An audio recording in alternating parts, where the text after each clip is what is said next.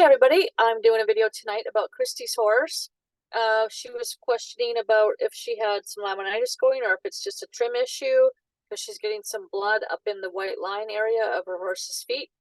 And her horse is confined right now because of tendonitis. And so she was worried that it's also getting laminitis from not being able to walk around enough and being on too rich of a diet. I wanted to touch on something first before we get into the trim. That I have found to be really helpful for my horses, and that is to learn about the ratios between magnesium and calcium for horses and how important that is for them. It's important in humans too, but it works differently in horses than humans. I got all the information about it from a website called gravelproofhoof.org, and I've been giving my horses this magnesium since 2017. It says it's bath flakes, but this is actually magnesium taken from the ocean, from the salt water. So it's really cool, natural magnesium, and it's the right kind of magnesium, according to the website, that works the best for horses with some studies that they did. A lot of magnesium is the, is it magnesium oxide instead of magnesium chloride?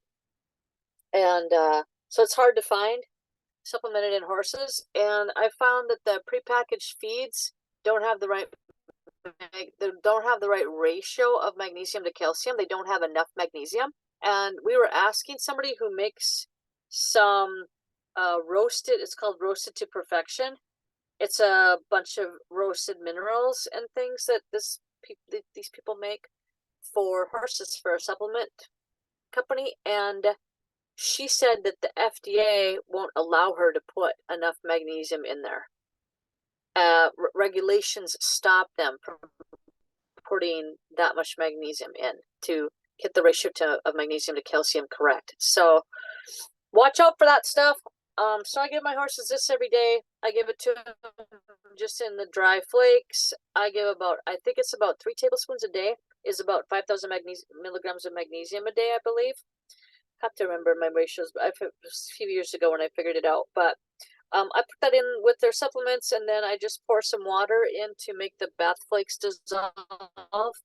They are very bitter, so I have to add something that they like to flavor it, their feed, so that they like it. So sprinkle a little something. I call it frosting. I just frost their supplements with a little 12% feed, like a handful of 12% feed every day that's got some sweeter taste. Or I take some alfalfa cubes and just flake one up into flakes and just frost it over top a little bit and mix it in so that they like the flavor. Anyway, this is what I've been giving them because it's natural, and I really like the product. Oops, changed the picture. But anyway, you guys can look up gravelproofhoof.org is the website. That's where I learned all that stuff. So that's one thing I would maybe look into for your horse. Okay, so let's get on to the foot. So I gave you this stuff in writing, but it's a lot easier sometimes if I'm talking. So let's talk. Okay, you see how the front of the foot is thin here, and then it's real thick right here, and it's real thick right there on the hoof wall. And so it kind of squares off the front of the toe. I find that when this is long, which yours is long, there and there, I would say it's long. If I measured it with the ruler from the top down, it's probably the same length as the toe, and it's supposed to be a 1/4 inch shorter than the length of your toe.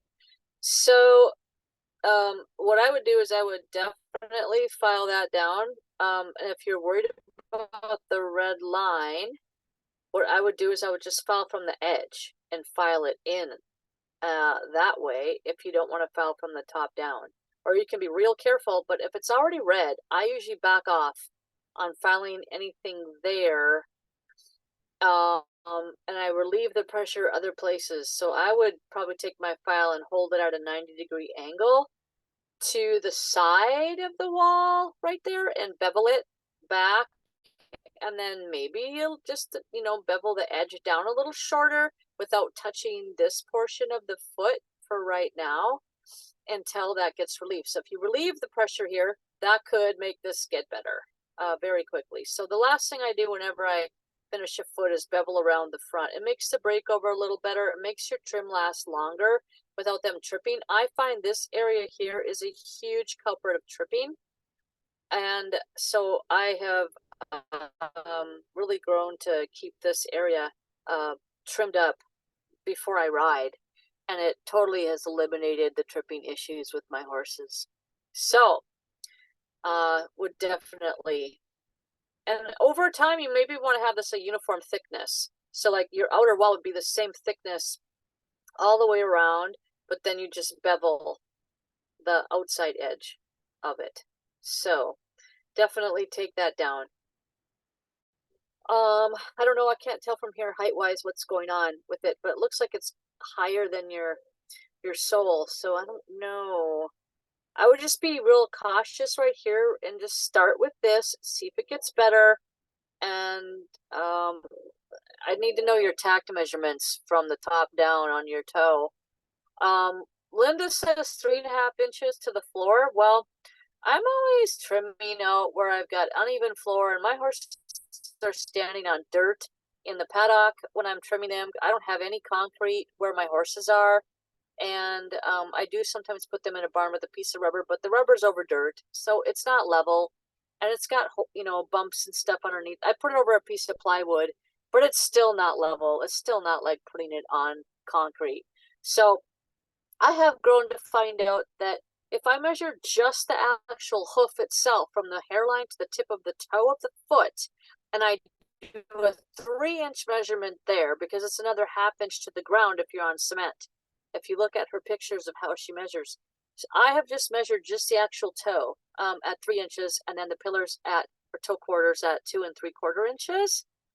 And that tends to work for all the full-size horses I've been doing. And it's so weird because their feet all look so different, but that measurement works for everybody. So, yeah, but Kristy already knows what she's going to do with that. So I will wait and see her after pictures. Okay, so look at all these scales. I did not know this was so important till I had been doing tact for probably 3 good years, probably. And everything I'm telling you, I learned from Linda. So these scales, she's like, you gotta take all this off, and I didn't know, but now I do. So this scaly stuff is telling you that your sole has compacted dead sole. This is live sole up in here. This is compacted sole right here. It has to go bye-bye. So I just flake this off with a hoof knife, or I have my Evo bar and sole rasp. I gotta show you guys. I could not live without this file. It has different teeth configurations in a black style too, and I like the black one as much or better as the white one. I've got this one. I do not do the power tools yet because I just have not been able to have it work well with my horses, so I've got to do the training, and I'm lazy about doing the training. So I have to get them, I gotta get them used to it, and it would be great, but I have a few reasons why I haven't done it yet. So I'm still doing it old school. So this rasp saves my butt. I love it, love it, love it, love it when things are very dry and hard. I can get at this part and get a start on it with the hoof rasp. And once you get the top layer off, then you can get at it with a knife. So when it's rock hard out, now, of course, when we're in big drought, you know, sometimes we just can't, but that's why the power tools are so great. But what I do is I just saw and saw and saw with that hoof rasp, and it feels like I'm just sawing over like rock hard, you know, ivory or something, like super hard. You know, it's not even going to do anything. But eventually you'll get this top layer off. And then we have to wait sometimes for wet weather. Us that don't do the power tools, we got to wait sometimes for wet weather to get these off here and here. But it's real easy. Like, it rained here a bunch. Once it's soft and wet, you can flake this whole thing off in one trim. Like, all this can come off. And I have found it doesn't hurt them at all. This big thing gets real bumpy, and I just saw that down with the Evo hoof and bar rasp. No, sometimes if it turns pretty yellow when I start to file that, spots because, you know, I got to get it flat with the sole. And it's like a 1/2 inch thick compared to the rest of the sole. So I've got to get that down, and it gets a little yellow. My gelding will be a little sensitive for the day or two on that. Or like if I do it and then we go trail riding right away and he was like barefoot on a trail ride, he might be sensitive with that spot. So you can take those with what you're doing with your horse. If you have a horse standing still in a stall right now or a confined area, you could go to town and take all that down to the live sole. It shouldn't be a problem. Okay, so the bars. So there's your bar right there. Okay. And there's underneath these two big, huge things, your bar is there somewhere, but I can't even see your bars. So, I mean, you can see them, but you can't tell that's a defined bar, right? And you know what? The edge of that bar is all over. Now, this happens very quickly with horses. The bars go to town so quickly. So, you know, don't feel bad. All this stuff could happen in a matter of 2 weeks. You can have this much happen. It does here on my horses. So I trim them every 2 weeks. I can't deal with it. I mean, I don't, they go longer than that. It drives me crazy. So, okay, because of this, because of how much happens under here, you know, I try to get to them that often. So let's discuss. This right here has got to come off. And it takes a long time. You start from this side and you carve toward this side and you go from the apex. She's got a new way to map the bars on the top of the buttresses now. And I never had a problem with that, so I don't map them right there. So you're gonna have to figure out that. It's from here. The old way is apex of the frog to the top of the buttress, okay? Well, this is push the heel forward. This bar has grabbed that little wall and said, I'm going to attach right here, and I'm going to walk on it, and it's going to push this forward. I'm going to walk on this side, and it's going to push it forward. I'm going to lay over the bars, and we're going to cement ourselves way up here. And this is really common in horses. They get this way naturally really fast. So what you want to do is, I personally, I'll take all this back like Linda taught me. She taught me how to carve from this side to that side and get all those flakes off. You have to keep carving till the flakes are off, and you can't tell unless your foot is clean. So the cleaner your foot, the more you can see these bars, and all these things are so much easier to know what to carve. So I highly recommend that too. Clean it out good with a nice, good brush so you can see what's going on. But if this is your top of your buttress, you've got a really long buttress. I'm trying to see what's going on with the buttresses from the heel picture, and they look short, but from here it looks long. So we have to see what that is, you know, 2 inches from here to here. But this, if this is the tip of your buttress, this is, it might be curved like this. I think you've got, yeah, that is so common. They curve, and then what is all this? This is holding your foot out smaller than it's supposed to be. This is supposed to come back to here, way back to here, and then be the end of the whole capsule. So see how much of the capsule is missing with it being pushed forward like that. So what happens is you're bringing your toe back, and the back part of your foot is pushing your foot forward, and that creates a ton of pressure in the foot, and it's called a bound up foot. And Linda discovered this about 3 years ago, and we have been completely changing how we unbind the foot now since she learned all this and discovered all this. So this is huge. So your foot looks from here like it's the typical, they call it run forward heels. It's got run forward heels. Well, kind of, I mean, it does, but it's got lots of compaction going on and lots of binding going on with the inner foot as well, because we're going to get to this part of the foot too. So this is cementing everything forward. So what I like to do is I always say I want to have a nice big flat landing pad on my buttresses, because if you don't file them flat, what do? They round over just like this, and then everything gets forward and the flap gets forward, and bam, your foot is 2 inches too short overall. You know, it should be back here. I'm trying to trace, but it just wants to move the picture. It should be back here. Okay, so how you do that is these have to attach to the wall to a true buttress, and Linda calls these false heels. She'll also say, you have false heels, and I was like, what is that? For like 2 years. Good for you. I didn't know what false heels were. Now I get it more. So you take that down, take all that off, because you're trying to have the bar attach further down. So you know why? So this can grow up.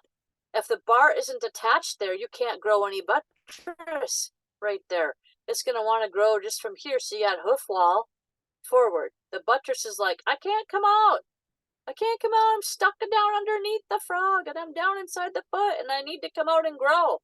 And the bar's like, nope, you can't grow. I'm going to smush you down over here. And that's what you're getting. So we need to open this up so this can expand open here just to make sure you don't have anything underneath. It's probably underneath inside. You have anatomy that needs to unfurl. That's down underneath inside. So let's get to the next picture and discuss that angle of the foot. So you have this big flap right here that grows, and that grows there because it's trying to do its job and keep all the foot together and keep the capsule on and everything. But a man or woman has come along in the past and chopped off the heels of your foot of your horse and caused the inner anatomy to have nowhere to be, or the outer anatomy to have nowhere to be. So it's become inner anatomy and it's gotten sucked down underneath the frog. So it can't grow right. And so because it can't grow right, it makes this big flap because something's got to hold the foot on. So in order to let this stuff back out again and have nice true buttresses, we have to keep this part open until everything is uncurled. And because your hoof here looks like it's kind of a little bit more forward from where the heel bulbs are coming out. You see that? From the angle, it kind of looks like your hoof itself could stand to be a little longer and come back down more to here. Your bulbs here, they don't really look like they're that curled to me. And Linda could see more of this maybe than my expertise level is able to see from a photograph. But I always, just when I see small hooves where the capsule itself here is a little too small and smushed forward because the bars have pushed everything forward, I just give it a chance to expand and come back. And so I do everything I can to get the back of the foot to want to grow a nice good buttress in this area, and so that I can have more hoof wall come back and have a bigger capsule. So what I do is I get rid of this flap and I carve it out. So I carve this off and I carve this off, and then when that's gone, you'll see this nice pretty frog tissue in there, and just a nice little V will show up because you'll cut a V. You cut a V out. So you slice it down just on the top layer, slice that down on the top layer. You don't cut down inside this area. You're just cutting this flap off. You're trimming the top of the flap skin off. So when you start to see nice, pretty live frog, which is a whole different color and sometimes almost clear, that's how deep you cut. And you cut a groove right there so this can be gone. And do you see this huge flap of bar here? And how it's pushing the attachment to the buttress way up here. And this isn't buttress here, this is hoof wall. So your bar is attaching to hoof wall and it's causing the buttress to not be able to grow right. So, I'm trying to get to your heel picture here. There, see all that? You want to cut that over there. And then this right here, you slice that out too. So I cut it with my knife. I cut in from this side and I slice, slice, slice, slice, slice, you know, and then I flip my blade up the other direction and I slice up. So here it's going downward and here the blade is still downward, but the outer side of the knife is now facing upward. So I cut it with the right side of my blade, the right side of my knife being the sharp side and the left side being the dull side. That's the knife I use. It's like, I don't know, is that a right-handed knife? So, or left-handed knife, I don't know. But, so my dull side is up, my sharp side is down, then I flip it when I get to the center, and I carve again. Sharp side down, dull side up. And I just cut that out and open that up because this has grown over, and that's grown over, and that has stopped your anatomy from being able to be set free. It's like that's a gate. That's like a gate to the cave. There's a cave under there that's got a bunch of parts that need to come out. So yeah, open that up so that these bulbs can expand apart and any anatomy that's stuck under there can come out and you can get a longer back of your foot, okay? So you can see that in Linda's pictures, how much she takes off of Valor's hooves. So if you do those things to your foot, that's like huge. The hugest part is like right here and right here. Big time, big time, big time. So once you get this down to the part where you pretty much think you have the flap off and you're down to true bar, and you can see the thin, nice light line to the top of the bar, and you're worried that you'd be carving off the inside of the bar. If you keep carving any more off, then you're probably done for that day. You want to go back here in the seat of the corn, and you want to try to carve it down as much as you can right here to make the bar attach lower down on the buttress. So instead of attaching way up here, by the time you're done, it's going to look like your bar is attaching down like here. You're going to take all this out. You're going to carve it, carve it, carve it, carve it, carve it, so your bar is going to attach way down here when you're done. So you do see how much longer it's going to make the capsule seam, and then that's going to allow the back of the foot to come back instead of be pushed up. So you're going to have a longer hoof capsule over time. You'll be able to start growing buttress down in a lower position, which gives you a bigger capsule in the back of the foot. Looks like you've trimmed your frog pretty well to here, but you left all this.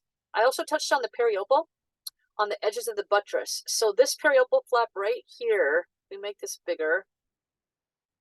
See that flap right there? That pushes your buttress over, causes it from not being able to want to come up straight. And it's like your frog has gone outside the boundaries, and it gets real obnoxious. So you want to cut that out right there. You want to cut that out on both sides.